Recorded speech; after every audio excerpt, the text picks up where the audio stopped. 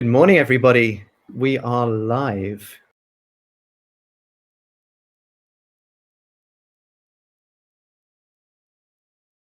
Good morning. My name is Stephen Barrett, and I'm going to talk to you today about Bathers at Asnières, painted by Georges Seurat in 1884. It's a painting in the National Gallery in London.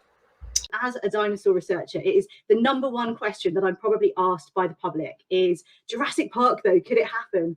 I'm a community engagement archaeologist for the Museum of London Archaeology. So my day job is all about gathering people together into small rooms and talking to them.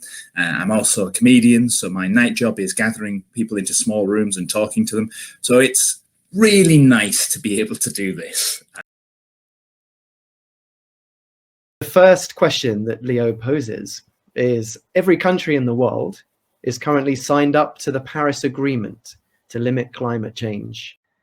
The question is, Danielle Steele has 9 children and has written 179 books. I mean, both of those figures are just blowing my mind. The next one is from Laura. Thank you, Laura. What do you think is the most interesting recent discovery from these remote sensing techniques? Well, the areas of land that we didn't know existed, this plateau of land in Mozambique, I think it's very very neat. What female writer is really exciting you at the moment?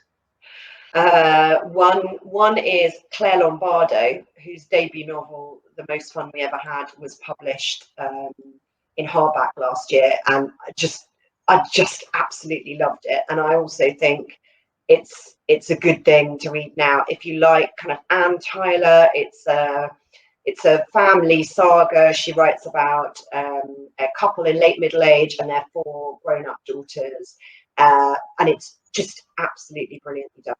I think she is astonishingly talented. She's only 30. It's sickening. It's pretty good.